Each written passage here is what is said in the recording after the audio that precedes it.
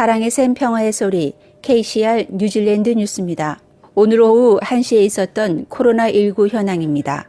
5월 5일 새로운 감염자는 없습니다. 어제 발표했던 의심 환자 1명은 사례가 아닌 것으로 밝혀져 이로써 총 누적 감염자 수는 1,486명입니다.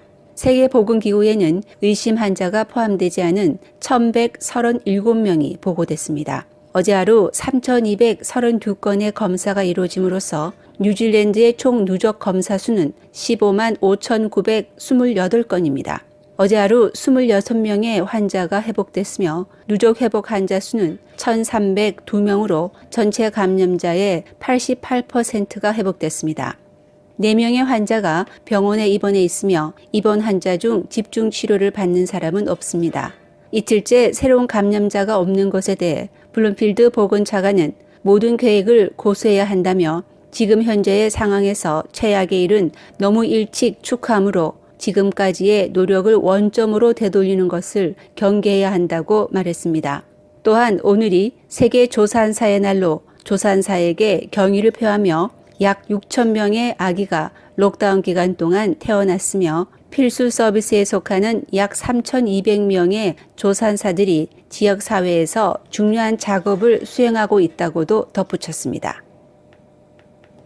뉴질랜드는 코비드19 팬데믹으로 집중치료실 침상수를 늘렸습니다. 보건부 자료에 따르면 인공호흡기를 갖춘 집중치료 병상 수가 지난 3월 200개에 비해 358개로 증가했습니다. 보건부는 3배로 증가시키기 위해 노력하고 있으며 7월에는 집중치료 병상 수는 552개가 될 것이라고 밝혔습니다.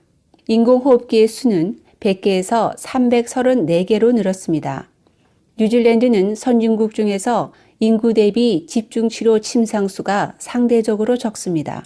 보건부에서 코비드19 사례 급증에 대비한 각 지역 보건위원회 집중치료 병상 수와 인공호흡기 수 조사에 따르면 집중치료 병상의 5분의 1과 인공호흡기의 3분의 1이 남섬에 있습니다.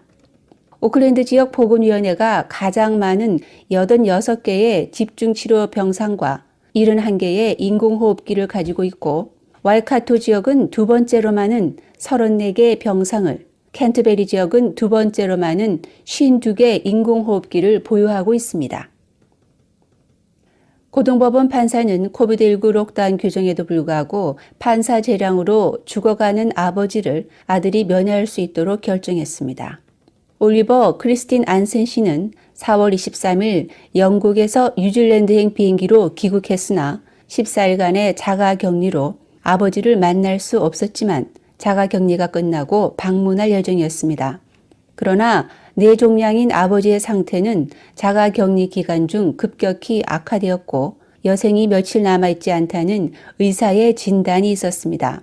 그는 코비드19 검사를 요청했으나 증상이 없기 때문에 거절됐고 인도적인 차원에서 아버지 면회를 보건부와 애슐리 블룸필드 보건국장에게도 요청했으나 거절되고 보건부와 보건국장의 결정에 불복해서 법원에 이의를 제기했습니다. 오클랜드 고등법원 트레이시 워크 판사는 크리스티안 센 씨의 상황이 정확한 법적 근거나 관련된 필수 규정을 적용하지 않은 것으로 강력한 논쟁이 있었다면서 감염 위험이 적고 예외적인 상황으로 인도적인 차원에서 효율적이고 빠른 판결이 이루어져야 했다고 말했습니다. 이런 법원의 결정으로 크리스티안 센 씨는 집에 제한된 공간에서 다른 가족들과는 분리돼 아버지가 돌아가시기 전 하루 좀 넘는 시간을 함께할 수 있었습니다. 크리스티안 센 씨는 아버지 사망 24시간 내에 자가격리에 복귀해 자녀 자가격리 시간을 보내야 합니다. 지난달 말 통계국은 지난 2월 1일에서 4월 22일까지의 뉴질랜드의 무역 통계에 대한 잠정적인 수치를 발표했습니다.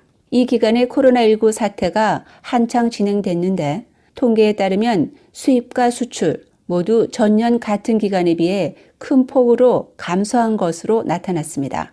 다른 나라들로 나간 수출액은 14%인 3억 6,300만 달러가 감소했고 수입은 이보다 더 크게 감소했는데 21%인 4억 9,700만 달러가 줄었습니다. 뉴질랜드 시민이나 영주권자가 아닌 외국인들의 주택 거래가 지난 3월 분기에도 큰 폭으로 감소했습니다.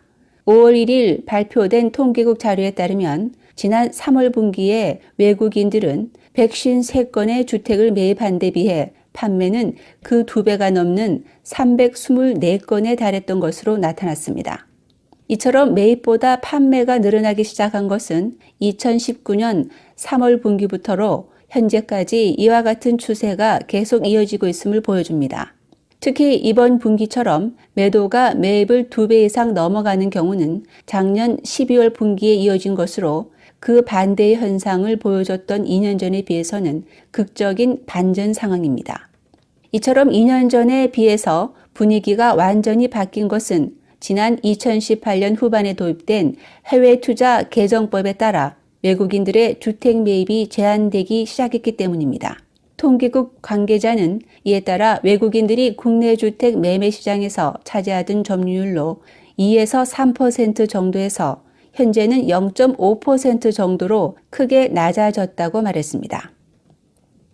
3명의 경찰에게 침을 뱉기 전 코비드19에 감염됐다고 주장한 오클랜드 한 남성의 이름이 해미 비티라고 밝혀졌습니다. 이 남성은 코로나 바이러스 검사 결과는 음성이었습니다. 31세 남성은 경찰을 감염시키려 한 3가지 혐의와 폭력 혐의에 대해 무죄라고 주장해 6월에 법정에 설 예정입니다.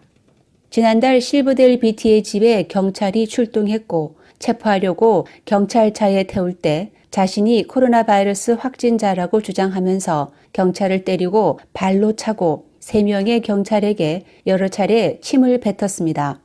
3명의 경찰은 그 후 자가 격리를 했고 2명의 경찰은 소독해야 했다고 경찰 대변인은 말했습니다.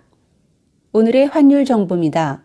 뉴질랜드 달러에 대비 원화의 기준 환율은 739원 53전, 한국에서 보낼 때 746원 92전, 한국에서 받을 때 732원 14전입니다.